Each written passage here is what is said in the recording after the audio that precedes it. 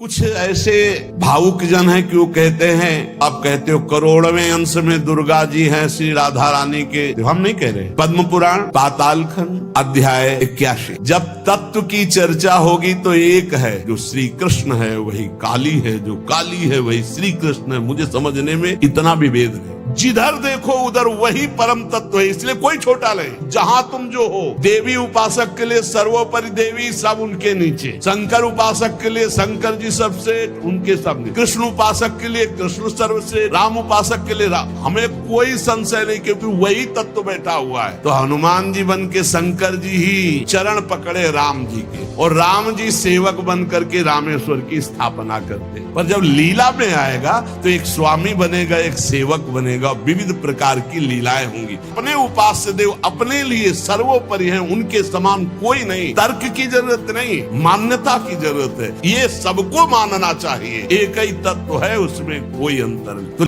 प्रिय भक्तों, स्वागत है आपका हमारे आज के एक और नए ज्ञानवर्धक वीडियो में।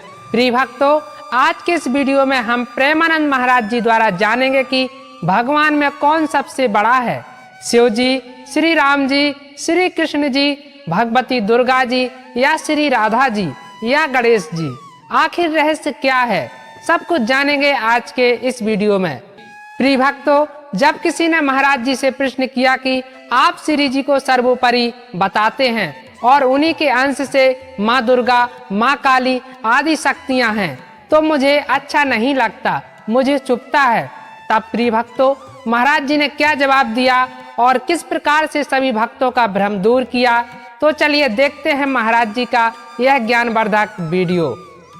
एक प्रश्न किसी ने किया कि आप जो प्रायः ये कहते हैं कि श्री जी सर्वोपरि और उन्हीं के अंश से दुर्गादि शक्तियां हैं, तो मुझे चुभता है कि जैसे आपकी इष्ट राधा महारानी है, ऐसे हमारी इष्ट माता जी हैं। तो आप कहते हो करोड़वें अंश में दुर्गा जी हैं श्री राधा रानी के, तो हमको भी तो चुभता है कि आप कहते हो। हम नहीं कह रहे। तस्मा शास्त्रम प्रमाणमते कार्याकार्यो व्यवस्थित हो। पहली बात तो हमारी श्री जी क्या है, जब हम श्री जी से चित्त जोड़ेंगे तब पता चलेगा। और दूसरी बात है कि जो शास्त्रों में लिखा है उसे, पद्म पुराण पाताल खंड अध्याय 81, भगवान शिव कह रहे हैं, बहुत ध्यान से सुनिए। अंतरंगैस्तथा नित्य विभूतैस्तैश्चिदादिभिः गोपनादुच्यते गोपी राधिका कृष्ण वल्लभा। भगवान शंकर कैलाश में विराजमान है। देवर्षि नारद जी, सनकादि बड़े बड़े महापुरुषों की सभा लगी हुई, उस सभा में कह रहे हैं। नारद जी को संबोधन करके भगवान शिव कह रहे हैं, हे नारद जी, ये जो श्री कृष्ण प्रिया राधा है, ये महाचैतन्य शक्ति स्वरूपा जितनी भी देवियां हैं, ये सब इनके अंश से प्रकट हुई है। ये अंतरंग विभूति हैं, इसीलिए इनको कोई जानता नहीं। अत्यंत गोपन तत्व हैं, इसीलिए इनका एक नाम गोपी है। श्री कृष्ण सदैव इनकी आराधना करते, इसलिए नाम इनका राधा है। और ये सदैव श्री कृष्ण की आराधना में रहती, इसलिए इनका एक नाम राधिका है। ये और श्री कृष्ण दो नहीं है। श्री कृष्ण में राधा है, राधा में श्री कृष्ण है। ये राधा परा देवता है। जितनी भी लक्ष्मी आदि शक्तियां सब इन्हीं के अंश से हैं। आपको भगवान का आह्लाद कहा गया है, आह्लाद। और जब मूर्तिमान ये हुई तो राधा कह गई, किशोरी जी कह गई। और तत्कला कोटि कोट्यंसा, भगवान शिव बोल रहे हैं, तत्कला कोटि कोट्यंसा दुर्गाद्य त्रिगुणात्मिका। दुर्गा आदि जितनी त्रिगुणात्मिका दैवी शक्तियां हैं, ये इनके कला से करोड़वें अंश में प्रकट है। यही प्रकट है, पर करोड़वें अंश में प्रकट है। हम नहीं कह रहे, ये भगवान शिव कह रहे हैं। जो राधा कृपा कटाक्ष पढ़ते हैं वो पढ़ के देखे, आखिरी में भगवान शिव कह रहे हैं, क्रियेश्वरी मखेश्वरी स्वधेश्वरी त्रिवेद भारतीश्वरी प्रमाण शासनेश्वरी। हमारे यहां सुधा निधि में महाप्रभु हरिवंश चंद्र जी कह रहे हैं, प्रेमणा सन्मधुरोज्वल हृदय संगार लीला कला वैचित्री परमावधिर भगवता पूज्य विकापी शता ईशानी च सची महासुख तनु शक्ति स्वतंत्रा परा श्री वृंदावन नाथ पट्ट महिषी राधयु सेव्यामम। बोले तत्कला कोटि कोट्यंसा, कला उन्हीं की कला, राधा की ही कला, श्री किशोरी जी के ही अंश से करोड़ों एक करोड़वें अंश में सब शक्तियों का प्रादुर्भाव हुआ। श्री राधा अपने अंश से महालक्ष्मी रूप धारण करती हैं, तो भगवान श्री कृष्ण नारायण रूप धारण करते हैं। मुनिश्रेष्ठ थोड़ा भी भेद नहीं है। ये श्री राधा दुर्गा रूप धारण करती है, तो श्री कृष्ण शिव रूप धारण करते हैं, रुद्र। जब श्री कृष्ण के अंश से इंद्र, तो श्री राधा किशोरी के अंश से सची इंद्राणी। जब श्री कृष्ण के अंश से ब्रह्मा, तो राधा किशोरी के अंश से सावित्री देवी। जब श्री कृष्ण के अंश से यमराज, तो उनकी पत्नी धूमोरणा के रूप में श्री राधा किशोरी। अधिक क्या कहूं, इन दोनों के सिवा किसी की सत्ता ही नहीं। यही सब चिद चिद लक्षणम सर्वम राधा कृष्णमयम जगत। चेतन अचेतन सारा संसार श्री राधा कृष्ण का स्वरूप है। नारद जी, मैं इन विभूतियों का क्या वर्णन करूं? अगर 100 करोड़ वर्ष तक राधा की महिमा वर्णन करूं तो भी नहीं कर सकता। भगवान शिव कुछ ऐसे भावुक जन हैं कि वो कहते हैं कि आप भगवान शंकर को श्री कृष्ण से छोटा कहते हैं, वो हमारे आराध्य देव, हमको चुभता है। देखो, जब तत्व की चर्चा होगी तो एक है, और जब लीला की चर्चा होगी तो वही एक विविध लीलाएं करता है, वही एक विविध लीलाएं करता है। रास में भगवान शंकर आए, अगर थोड़ा भी शास्त्र को पढ़े हो तो पढ़ के देख लेना। गोपी रूप धारण किया, रास में प्रवेश पाया, श्री कृष्ण चरण वंदना, किशोरी जी की चरण वंदना, और फिर गोपी रूप धारण करके रास में प्रवेश। अच्छा, कोई भी ये कैसे नकार सकता है कि भगवान शंकर की जटाओं में गंगा जी हैं, और वो गंगा जी क्या है, क्या आप नहीं जानते हो?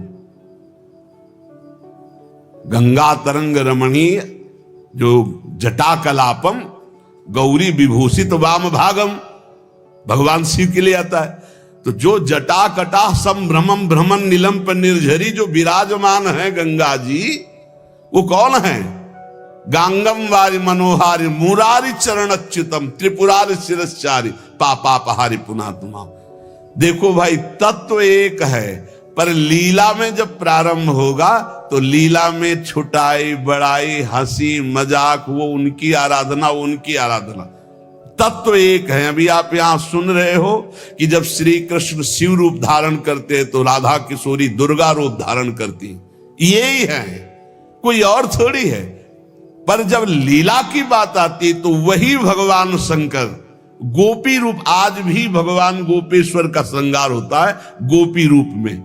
शाम टाइम जल नहीं चढ़ता, नथुनी बाला और सब चुनरी धारण करके भगवान शिव गोपीश्वर के रूप में विराजते हैं। भगवान शंकर गंगा जी को नेत्रों से भी रोक सकते थे, लेकिन जटाओं में धारण किया कि श्री कृष्ण का चरणामृत है, वामन भगवान का चरणामृत है, वामन के रूप में श्री कृष्ण ही है।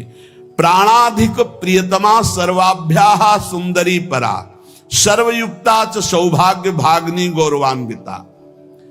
हमारी जो श्री किशोरी जो हैं, एक यहां बात ध्यान रखनी है कि एक प्रश्न और आता है सभा में, जब चर्चा होती है तो उसको सुनकर के लोगों के अंदर प्रश्न आता है कि शिव पुराण में लिखा है कि भगवान शंकर सर्वश्रेष्ठ है, देवी पुराण में लिखा है कि इन्हीं से सबकी उत्पत्ति है। आप गणेश महिमा को देखो तो यम ब्रह्म त्वम ब्रह्म सब कुछ, जिस पुराण को देखो उसी से सृष्टि हुई है। इसका मतलब क्या है? गलत है क्या? जब तुम शिव पुराण पढ़ोगे तो शिव तत्व से ही सबकी उत्पत्ति है, सब कुछ शिव तत्व है। पढ़े हैं, जैसे आप कहा भगवान शंकर ने चिद चिद लक्षणम सर्वम राधा कृष्णमयम जगत, ऐसे कहा गया है हे भगवती हे भगवान, आपसे ही सृष्टि प्रकट है शिव पुराण में। क्योंकि जितनी माताएं हो सब भगवती हैं और जितने पुरुष हैं वो सब हे भगवान शिव, आपका ही स्वरूप है। चराचर जगत शिव और पार्वतीमय है। भगवान का ऐसा लिंग प्रकट हुआ शिव जी का कि 100 कल्प तक ब्रह्मा जी उतरते चढ़ते रहे, पार न पाया। फिर भगवान विष्णु उसमें पढ़ना शिव पुराण में, हम तो पढ़ करके बात कर रहे, आर पार नहीं पाया। भगवान शिव से ही नारायण का प्रादुर्भाव होता है, भगवान का प्रादुर्भाव होता है, भगवान शिव से ही ब्रह्मा का प्रादुर्भाव होता है।